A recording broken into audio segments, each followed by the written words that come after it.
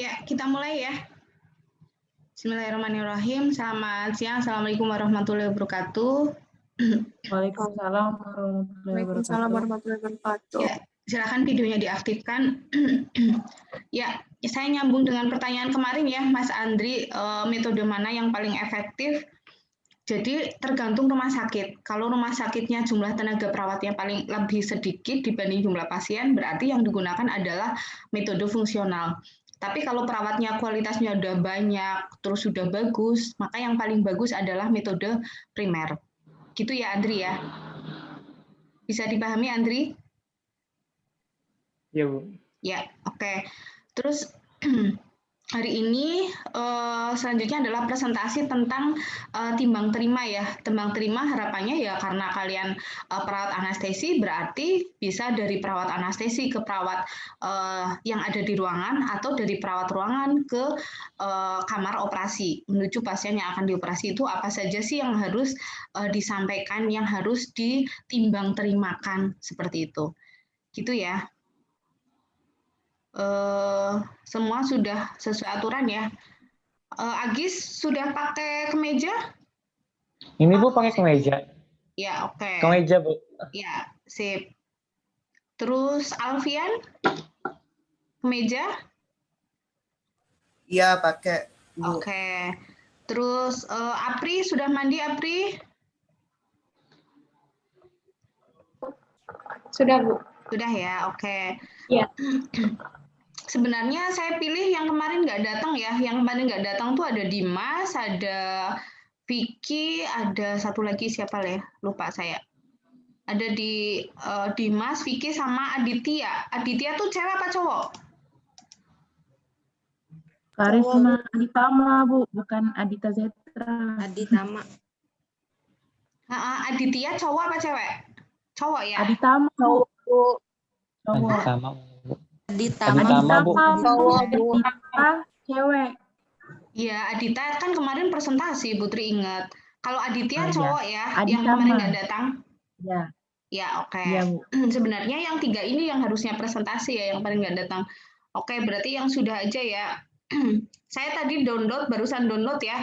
Ada 21 tugas. Berarti kalau siswanya 25, ada 4 siswa yang nggak mengumpulkan. Oke, bentar. Ini punyanya Adita ya. Adita presentasi ya. Saya share screen. Iya, Bu. Sesuai kontrak yang kemarin, yang lain memperhatikan ya. Ya, silakan Adita. Assalamualaikum warahmatullahi wabarakatuh. Waalaikumsalam warahmatullahi wabarakatuh. Di sini saya akan mempresentasikan analisis jurnal dengan judul pelaksanaan komunikasi SBAR pada saat timbang terima di Bangsal Bedah Rumah Sakit Umum Daerah Dr. Muhammad Jamil Padang oleh Sandra Hardini, Harmawati Fatma Sri Wahyuni, Jurnal Care volume 10 nomor 2 2019, Jurnal Homepack HTPS Jurnal Scientica AC.id.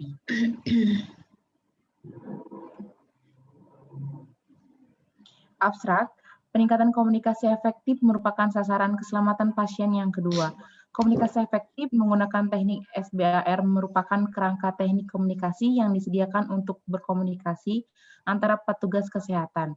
Kesalahan komunikasi menjadi 3 penyebab utama sentimental event. Angka kejadian tidak diharapkan KTD 0,03%, SPM 0% di RSUP Dr. M. Jamil Padang. Tujuan penelitian ini adalah mengkoparasi pengalaman perawat melaksanakan komunikasi SBAR pada saat timbang terima atau handover di Bangsal Bedah dengan Inter RSUP Dr. Muhammad Jamil Padang. Penelitian ini menggunakan pendekatan deskriptif dengan desain penelitian kualitatif dan pendekatan fenomenologi. Teknik pengambilan sampling yang digunakan snowball sampling dan cara pengambilan data ke partisipan melalui wawancara mendalam atau independent interview. Partisipan dalam penelitian ini berjumlah 6 orang. analisa data dengan metode Call-Lazy sebagai pelaksanaan komunikasi SBAR dilakukan di setiap timbang terima walaupun tanggal merah dan dilakukan setiap shift. Sebaiknya timbang terima dilakukan di counter perawat dan ruangan perawat pasien dengan menjaga privasi pasien rawatan. Memanfaatkan komunikasi SBAR dalam pelapor lisan. Kata kunci komunikasi SBAR dan timbang terima. Selanjutnya, Bu.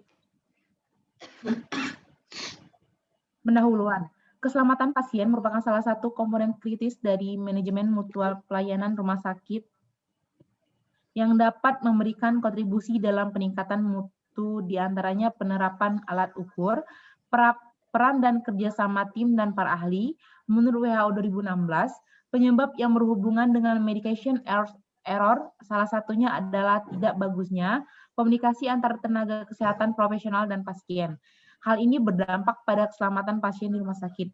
YCL 2012 menyatakan bahwa 80% medication error berhubungan dengan miscommunication antara pelayanan kesehatan.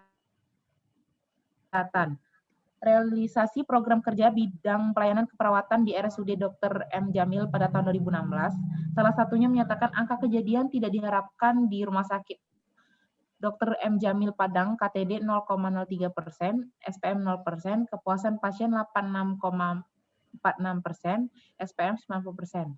Survei awal yang dilakukan didapatkan pada pagi hari pelaksanaan komunikasi SBAR pada saat timbang terima sudah baik, di mana perawat berkumpul di konten perawat.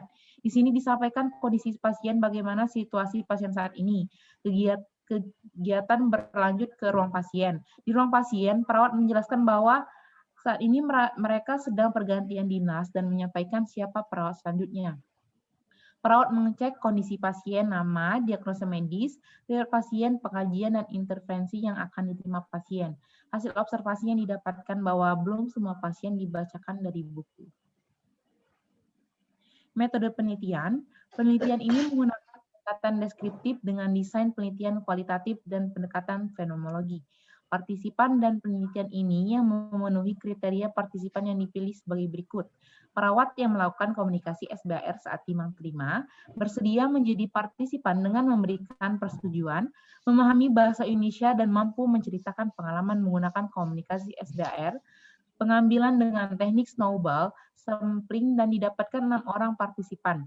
Ujian keabsahan data dalam penelitian kualitatif meliputi uji credibility, transferability, dependability, dan confirmability. Agar data dalam penelitian kualitatif dapat dipertanggungjawabkan, sebagai penelitian ilmiah perlu dilakukan uji keabsahan data. Hasil penelitian yang telah dilakukan bahwa pelaksanaan timbang terima dengan komunikasi SBAR sudah optimal. Pengaplikasian komunikasi SBAR saat timbang terima dengan menjelaskan situasi sudah baik. Pelaksanaan komunikasi SBAR saat timbang terima dengan menjelaskan latar belakang cukup dikarenakan terkadang tidak terlalu dibahas kalau pasiennya sudah rawat beberapa hari. Pengaplikasian komunikasi SBAR saat timbang terima dengan menjelaskan asesmen sudah dilaksanakan tetapi kurang optimal. Pelaksanaan komunikasi SBAR saat timbang terima dengan menjelaskan rekomendasi dilaksanakan cukup baik. Hasil mengenai waktu saat pelaksanaan timbang terima sudah tepat. Komunikasi SBAR dilakukan saat serah terima pasien atau antara shift keperawatan perpindahan pasien antar unit kerja. Saat petugas melaporkan kondisi pasien kepada dokter penanggung jawab pasien, perawat yang bertanggung jawab terhadap pasien melaporkan langsung pada perawat tanggung jawab berikutnya.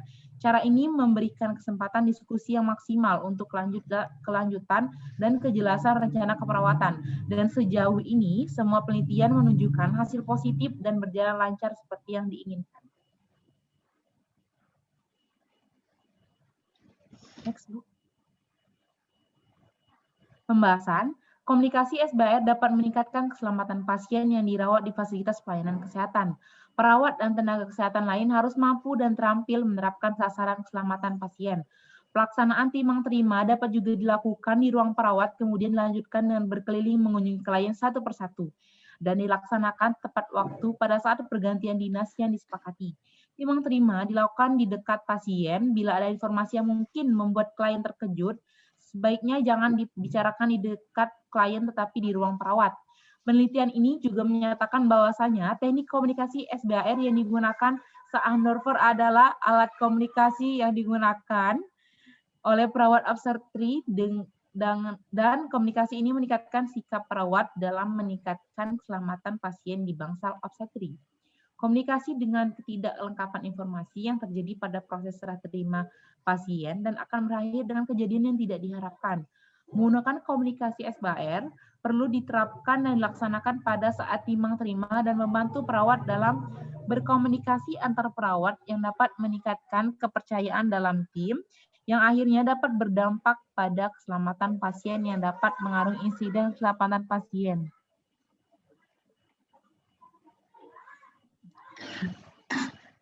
Kesimpulan, perawat melakukan timbang terima dengan komunikasi SBAR dengan menjelaskan situasi pasien, riwayat pasien, dan terkadang tidak dijelaskan jika pasien rawatan sudah beberapa kali.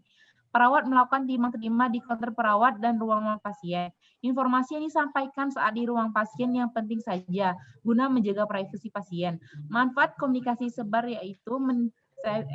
yaitu meningkatkan akurasi informasi yang disampaikan, efisien, dan sesuai dengan yang diminta akreditasi. Dukungan dalam pelaksanaan berupa adanya SPO, pembekalan, sosialisasi, kendala yang ditemukan terkait waktu dan kondisi di lapangan. Terima kasih, Ibu. Oke.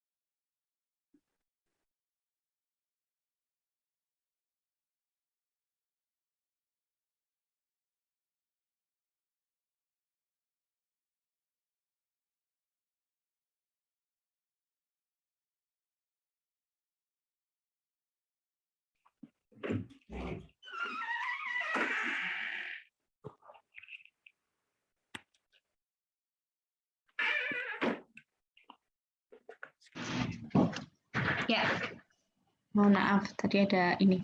Ya, Adita. Halo Adita, videonya apa sih? Jangan di mute. Ya, Adita, SBAR kepanjangannya apa, Adita? Bentar, Bu. Ributnya. Situation, Oke. background, assessment, recommendation. Ulangi. Situation, background, assessment, recommendation. Oke, itu kan bahasa Inggrisnya, bahasa Indonesianya. Situasi, latar belakang, pendapat, dan rekomendasi. Pendapat, assessment, jadi hasil assessment problemnya. mudeng ya. A-nya adalah assessment, berarti hasil pengkajian saat ini. Baru adalah R, rekomendasi rencana tindak lanjut. Oke. Ada pertanyaan untuk Adita selain kepanjangan SBAR tadi dari saya? Kalau nggak ada, lanjut ya. Lanjut ke Ganea ya.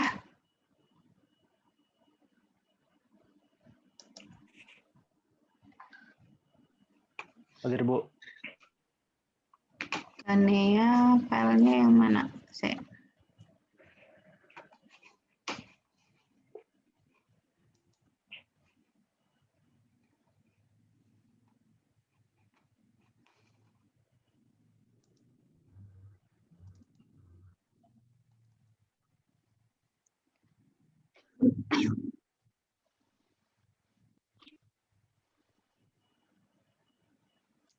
Ya, tapi enggak ini ya, bukan jurnal ya, teori ya.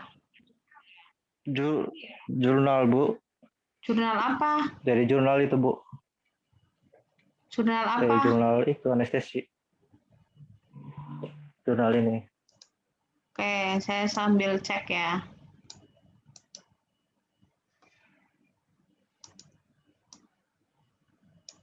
Kalau jurnal kan hasil penelitian kan ya.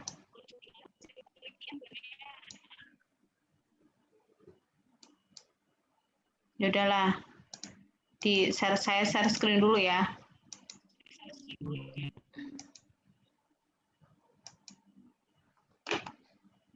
Nih ya.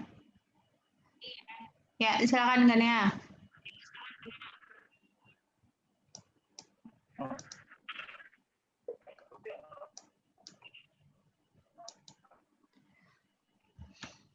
Kok ada Anies Baswedan nih kepriwe? Yuk, silakan kan ya. Oh iya. Ya, hal-hal yang dilakukan untuk menjelaskan atau presentasikan tentang Sinyalnya kan ya. ketika ya, Bu, Sinyalnya apa ya? diperhatikan ketika melakukan timbang terima dari penataan anestesi ke perawat ICU. Ya, berarti ini hal yang perlu diperhatikan ketika timbang terima ya dari penataan anestesi ke perawat ICU. Berarti pasiennya udah selesai dioperasi ya, terus mau dioper ke ICU, ya nggak? Ya. Ya, oke. Ya.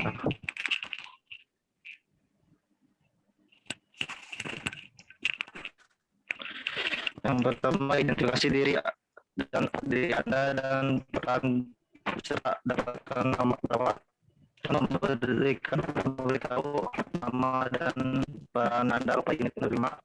Anda mendefinisikan dengan jelas posisi Anda sebagai bagian dari tim perawatan dan memiliki kesempatan untuk Yang lain dengar suaranya kan ya? Halo? Geresak-geresak. Nggak jelas ya? Nggak jelas, Bu. Nggak jelas kan ya? Ya, Bu. Sinyal ya, saya ganti aja. Kalau saya lihat ini sih bukan jurnal, dia kayak teori. Kalau jurnal itu berarti ngomonginnya adalah hasil penelitiannya. Oke, saya cari yang lain ya. Tadi ada yang sudah buka. Adita tadi sudah. Ini siapa? Dimas nggak hadir ya?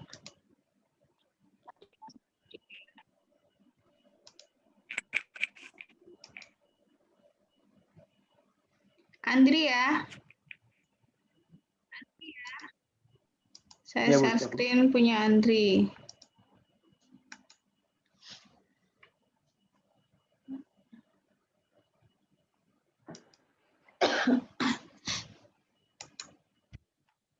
Ya, silakan Andri. Saya di sini akan menganalisis jurnal yang judulnya Pengetahuan Perawat Terhadap Pelaksanaan Timbang Terima Pasien Sesuai SOP yang dibuat oleh Febrina W, Yeni dan Ramadhani tahun 2018, Vol 1 nomor 2 halaman 60-66. Latar belakang. Keperawatan merupakan salah satu profesi terdepan bagi tenaga kesehatan dalam upaya menjaga mutu tempat pelayanan kesehatan di masyarakat. Timbang terima merupakan pelayanan kesehatan yang berkualitas untuk memberikan pelayanan asuhan keperawatan pada pasien dengan mengoptimalkan peran dan fungsi perawat, terutama fungsi kemandirian perawat. Penelitian ini bertujuan untuk mengetahui hubungan pengetahuan perawat terhadap pelaksanaan timbang terima pasien sesuai SOP. Tujuan dari penelitian ini adalah terdapat hubungan antara pengetahuan perawat terhadap pelaksanaan timbang terima pasien sesuai SOP.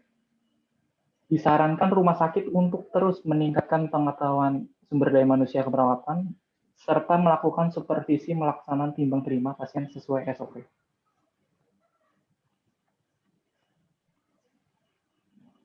Adapun review teori terdiri dari 4 definisi manajemen keperawatan, timbang terima atau handover.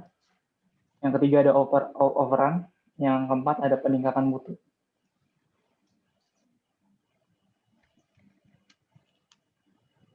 Ya, definisi manajemen keperawatan. Manajemen keperawatan adalah sesuatu proses kerja melalui anggota staf keperawatan untuk memberikan asuhan keperawatan secara profesional.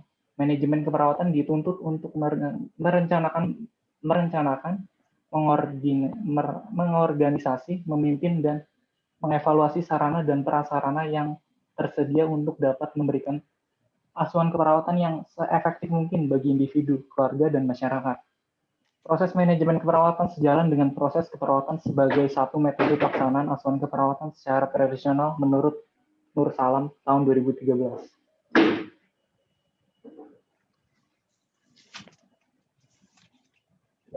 Ini pengertian timbang terima menurut Alvarado et al. Tahun 2006 mengatakan bahwa komunikasi berbagai informasi yang diberikan oleh perawat dalam pertukaran shift yang lebih dikenal dengan timbang terima atau handover sangat membantu dalam perawatan pasien. Timbang terima yang dilaksanakan dengan baik dapat membantu mengidentifikasi kesalahan serta memfasilitasi kesinambungan perawat pasien.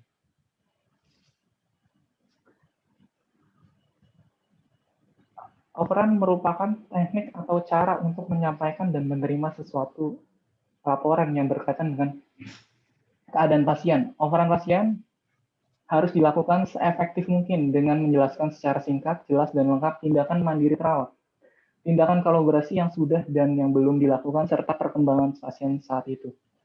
Informasi yang disampaikan harus akurat sehingga kesinambungan asuhan keperawatan dapat berjalan dengan sempurna menurut Nur Salam tahun 2011.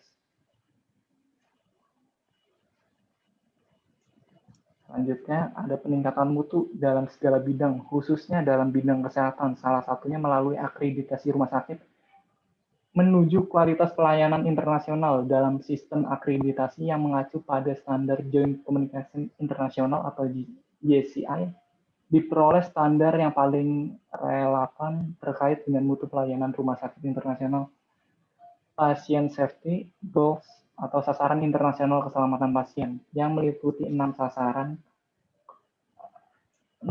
keselamatan pasien rumah sakit.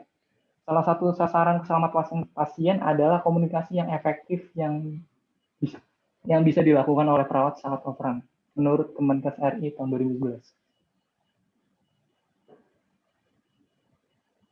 Ya, di pembahasan jurnal meliputi dari subjek penelitian, metode penelitian, dan langkah-langkah penelitian. Subjek penelitian jurnal ini, perawat yang ada di ruangan rawat inap RSUD Ahmad Mokhtar, Kota Bukit Tinggi yang berjumlah 101 perawat, di mana sampel diambil secara acak sebanyak 30 orang dari jumlah populasi. Perawat yang ada di ruang rawat inap RSUD Ahmad Mokhtar, Kota Bukit Tinggi, instrumen yang digunakan dalam penelitian ini adalah kuesioner. Ya, metode penelitian yang digunakan adalah metode deskriptif analitik. Lalu ada desain penelitiannya adalah deskriptif analitik dengan menggunakan pendekatan cross-sectional study di mana data mengangkut variabel independen dan variabel dependen dilakukan secara bersamaan dan sekaligus. Langkah-langkah penelitian: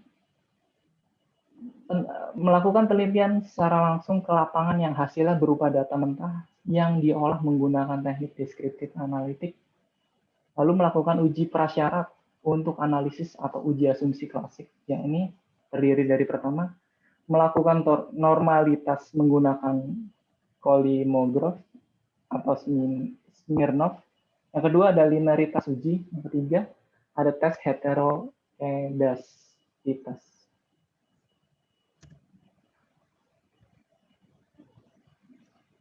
Hasil penelitian. Dari hasil penelitian tentang hubungan pengetahuan perawat dalam pelaksanaan timbang terima pasien sesuai SOP, di mana sampel diambil secara acak sebanyak 30 orang dari jumlah populasi perawat yang ada di ruang rawat inap RSUD Ahmad Mokhtar, Kota Bukit Tinggi.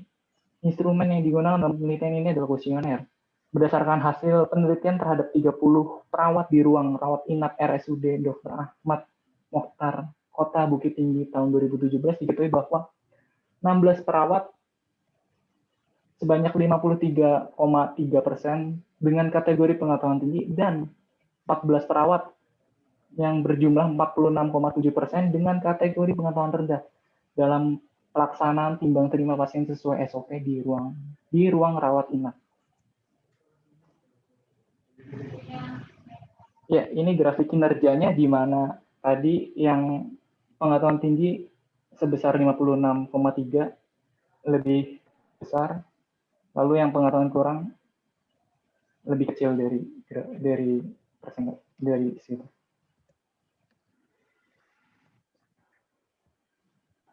Kelebihan dan kekurangan jurnal tersebut, kelebihannya adalah peneliti memberikan gambaran secara umum tentang objek penelitian dan karakteristik responden secara detail.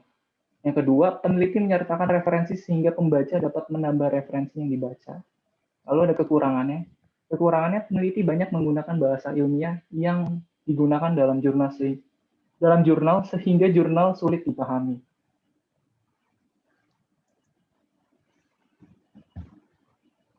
Kesimpulannya, ada hubungan terhadap pengetahuan perawat dengan pelaksanaan timbang terima pasien sesuai SOP. Disarankan rumah sakit untuk terus meningkatkan pengetahuan SDM keperawatan serta melakukan supervisi pelaksanaan timbang terima pasien sesuai SOP. Ya, terima kasih presentasi kali ini. Oke.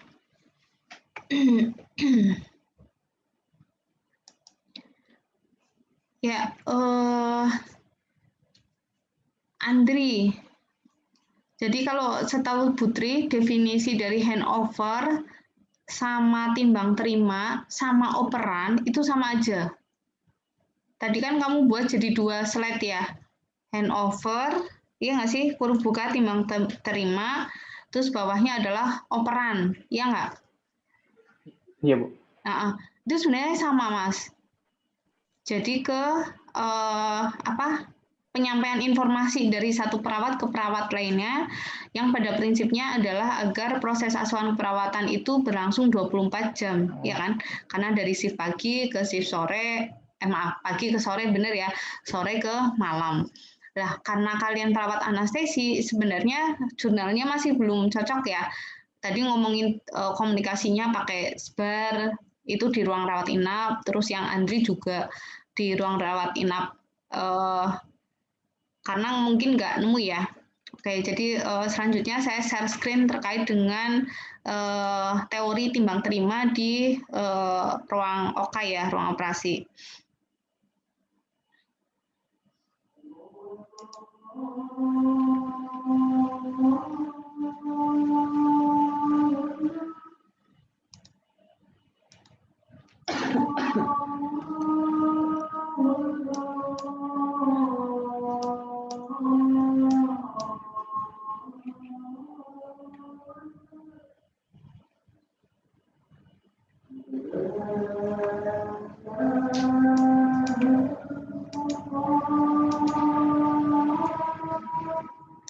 Ya, sepakat dengan jurnalnya Adita tadi bahwa komunikasi pada saat timbang terima itu menggunakan SBAR ya, situation, background, assessment, dan rekomendasi. Jadi ketika saya mau operan, itu saya ngomonginnya urutannya adalah pertama saya ngomongin tentang situasi pasien, yang kedua saya ngomongin tentang yang kemarin pasien itu mengalami apa, sudah diobati apa, terus selanjutnya adalah saya ngomongin keadaan sekarang, dan saya ngomongin rencana tindak lanjut.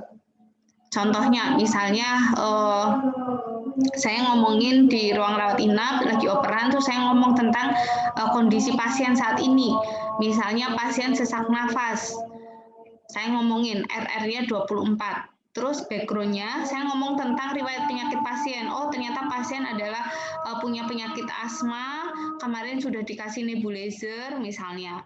Terus sudah dilakukan batuk efektif juga. tapi sekarang masih sesak nafas. Terus ini asesmennya yang sekarang adalah berarti ngomonginnya tentang kondisi pasien saat ini, ya. Terus rekomendasi dari kita, berarti kita ngomong bahwa bisa ditanyakan terkait dengan nebulisernya, misalnya dalam satu hari pasien dapat berapa kali, ditanyakan lagi ke dokter advisnya, karena pasien ini masih sesak nafas. Terus selanjutnya adalah curiga pasien itu resisten terhadap obat-obat metil prednisolon, sehingga dikomunikasikan ke dokter. Gitu ya. Jadi urutannya ngomong itu ngomong pertama situasi pasien, yang kedua ngomong background berarti yang kemarin, terus ngomong kondisi saat ini, dan ngomong kita punya saran apa, kita punya rencana tindak lanjut apa. Terus selanjutnya ini adalah operan antar perawat yang ada di ruangan OK ya. Cuma kalau yang shift-shiftan di rumah sakit sih misalnya perawat anestesi A dia mengoperasi misalnya ternyata melebihi jam shift-nya dia. Dia misalnya shift pagi itu sampai jam 2. Ternyata pada saat operasi pasien A tadi itu jam 2 belum selesai. Ya dia akan selesaikan sampai selesai gitu ya. Nah, tapi misal kok rumah sakitnya tipenya ada sistem operan, ini adalah hal-hal yang disampaikan oleh operan pada saat di ruang rawat inap, di ruang OK-nya. Jadi antar perawat OK-nya ya. Misalnya apa sih yang disampaikan? Yang pertama adalah S. Yang pertama adalah sampaikan terkait dengan prosedur operasinya. Ya, dari diagnosa medis pasien apa, terus selanjutnya dia termasuk operasi berat, sedang atau ringan, terus pasien punya alergi obat apa, seperti itu. Ini disampaikan di S ya, jadi prosedur operasi. Terus selanjutnya W ini terkait dengan cairan ya. Pasien dapat obat apa, pasien dapat infusan apa, urin pasien jumlahnya berapa, apakah ada perdarahan atau tidak. Terus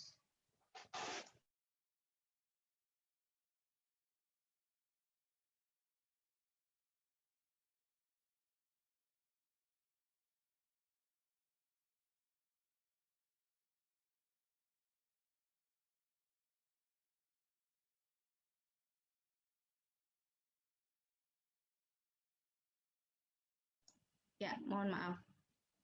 Terus selanjutnya adalah I, instrumen itu pada saat operasi instrumen apa aja yang sudah yang dibutuhkan. Selanjutnya T ini adalah tisu, jadi artinya pasien diambil spesimen apa, ketika ada jaringan apa yang diambil. Terus nanti jaringannya mau diapakan, dibawa ke lab atau tidak, detail di sini disampaikan. Terus selanjutnya adalah C ini adalah jumlah itu dari jumlah instrumen, misalnya gunting bedahnya ada berapa, terus pinsetnya ada berapa, ini disampaikan juga di sini. Terus selanjutnya pada saat operan yang terakhir adalah apakah kamu ada pertanyaan gitu. Jadi setelah kita menjelaskan, terus di akhir kita ngomong apakah ada pertanyaan gitu. Ini contohnya operan antar perawat di ruang OK ya, penjelasan yang tadi satu persatu. Mulai dari prosedur operasi, misalnya ini operasi mastektomi sebelah kanan ya.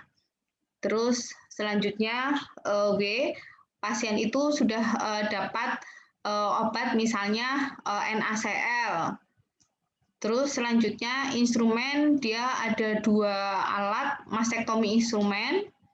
Terus T, tisu, sudah diambil spesimen dari area payudara kanan yang akan dikirim ke patologi, ke lab patologi ya. Terus di sini count, ini ada 20 20 kasa laparotomi, terus misalnya 12 jarum, dijelaskan di sini ya. Terus yang terakhir, apa kamu ada pertanyaan? Seperti itu, ditanyakan. Terus nanti ketika pasien akan dioper ke ruangan, kalian sudah pasti tahu teorinya ya. Dilihat dari skor Algret score, dilihat dari kekuatan ototnya, kemampuan kontraksi ototnya ya, dilihat dari pernapasannya, tekanan darah, kesadaran maupun warna kulit. Terus dilihat juga dari Bromage score maupun kalau untuk anak-anak adalah Stewart score. Ya, mungkin itu dari Putri. Ada pertanyaan? Silakan. Waktunya tinggal 2 menit. Ayo silakan, agak cepat.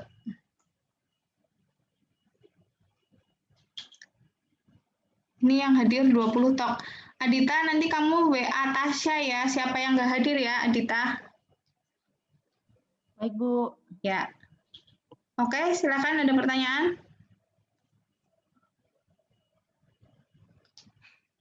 Assalamualaikum, Bu. Ya, Izin Waalaikumsalam. bertanya. Silakan, Ismi. Agak cepat, Mbak. Ya, Ibu, kan misalnya di realistisnya kan pasti ada saja gitu perawat yang nggak melakukan timbang terima sesuai dengan SOP. Nah, biasanya jika kalau misalnya perawat tersebut nggak melakukan dengan sesuai SOP, itu bakal berefek fatal ya ke aspek apa, Bu? Oke. Seperti itu. Terima kasih, Bu. Siap. Tadi sudah dijelaskan oleh Adita sama Andri bahwa komunikasi saat timbang terima adalah salah satu sasaran keselamatan pasien. Sasaran keselamatan pasien ada 6 ya. Yang pertama adalah ketepatan identifikasi pasien, yang kedua adalah peningkatan komunikasi yang efektif, yang ketiga adalah penggunaan obat, tepat obat, yang keempat adalah tepat operasi, tepat prosedur, tepat pasien yang akan dioperasi, yang kelima pengurangan risiko infeksi, yang keenam pengurangan risiko jatuh. Nah, jadi ketika tadi peningkatan komunikasi efektifnya yang dilakukan dengan timbang terima tidak dilakukan, berarti fatalnya adalah ke keselamatan pasien. Kayak gampangannya misalnya di ruangan perawat udah tahu bahwa pasiennya ini alergi terhadap obat X loh, terus nggak ngomong ke perawat anestesi.